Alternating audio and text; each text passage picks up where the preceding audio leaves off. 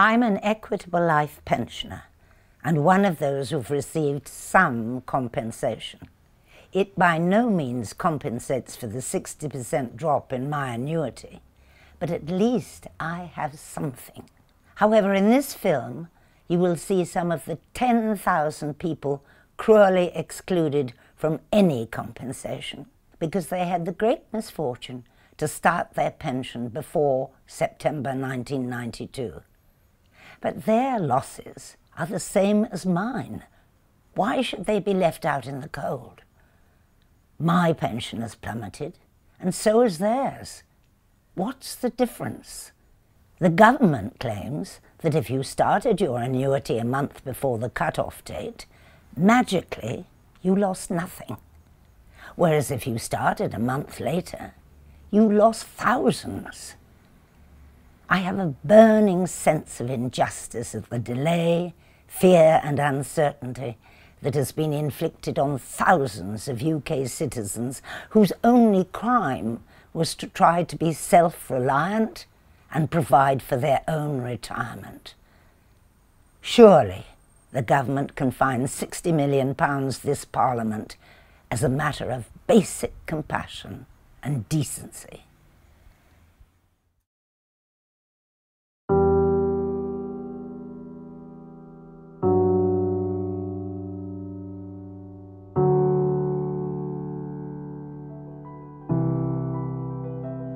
I'm Don Vanagan.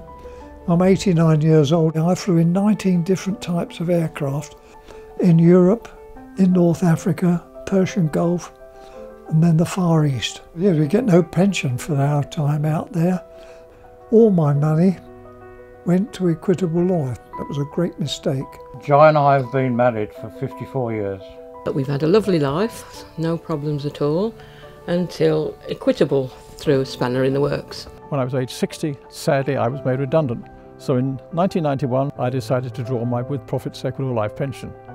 If I'd have delayed that for a year, it would have been a much different outcome. At a stroke, we were told that it had all gone wrong. Something like less than half of what it was 10, 11 years ago. And suddenly you find that you've got a third of what you anticipated. They knock it down by 6.5% every year. In 12 years' time, Joy will have no pension.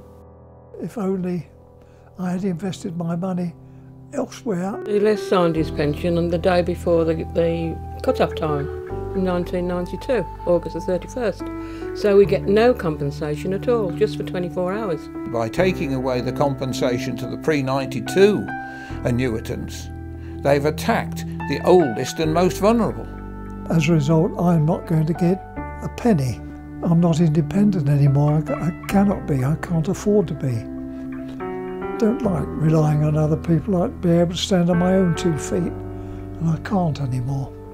Upsetting. We had a Cotswold stone cottage with all the ingle nook fireplaces and gardens, and then all of a sudden our life was turned upside down, and we're now back, as you can see, in a park home. And I think this has affected Joy more than anybody will realise. It was a way of life. She was happy, she was settled, thought she was going to live there forever. We're looking for compensation for money which was stolen from us, money that we paid in year by year, believing that we were making plans for the future. It makes you sick. It really, really makes you sick because it's no fault of your own. Is it not time that the government and indeed the opposition parties recognise their conscience demands that they recompense us victims for the damage and the losses we have suffered over these last several years? They didn't just take away our pensions, they took away our pride, they took away our dignity. I've called this a pensioner's plight because it puts everything in a nutshell. Just what do we have to do to get it through to you? That we are now in dire straits, and now here yet another weight. We are now pensioners. We tried in the past to make our retirement plans to last. Our standard of living has really gone down, and our smiles are replaced by frowns. Our Cotswold cottage has gone with no hope of a loan, now replaced by a mobile home. We are not asking for any charity, just what is justice for my husband and me.